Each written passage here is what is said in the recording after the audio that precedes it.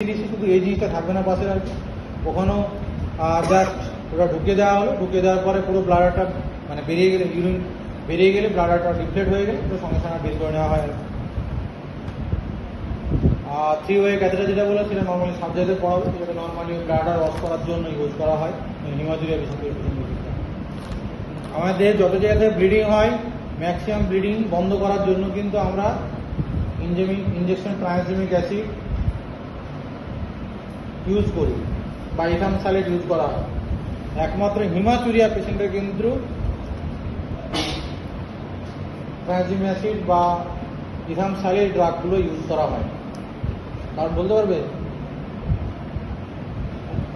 কারণ হচ্ছে হিমাচুরিয়া রাস্তা যেটা ইউরেথ্রাতে হচ্ছে হিমাচুরিয়া, যদি আমরা ব্লিডিং স্টপ করার জন্য ড্রাগগুলো ইউজ করি সেক্ষেত্রে যেটা হবে যে ইউরেথ্রাতে কোনোভাবে ক্লট হয়ে যাবে। ইউরেথ্রা যদি ক্লট হয়ে যায় তাহলে কিন্তু অ্যাকিউট ইনফেকশন ইউরিন হয়ে যাবে, অ্যাকিউট ইনফেকশন ইউরিন হয়ে গেলে তখন কিন্তু সেখান থেকে সার্জিক্যাল করে সেখানে আবার সুপ্রাপিভি করতে হবে।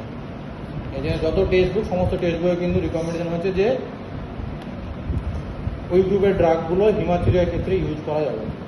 ব্লিডিং বন্ধ করার যেটা উপায় হচ্ছে সেক্ষেত্রে 3 ওয়ে ক্যানোলা দিয়ে হিমাচুরিয়া তোমাকে ব্লাডার ওয়াশ আউট করে তোমাকে হিমাচুরিয়া বন্ধ করতে হবে, ব্লাড দিতে হবে। এবং 3 ওয়ে ক্যানোলা করা থাকে তখন হয়তো আমরা ভর্তি করে তখন আমরা ওই ইঞ্জেকশনগুলো দিতে পারি, তখন সেক্ষেত্রে ইউরেথ্রাতে ক্লট হওয়ার সম্ভাবনা কম। তাহলে ক্যাথেটার রিলেটেড আর কিছু কোশ্চেন তাহলে আর কি আরো কিছু একটা পয়েন্ট থাকতে পারে, সেগুলো তো দেখে নেওয়া।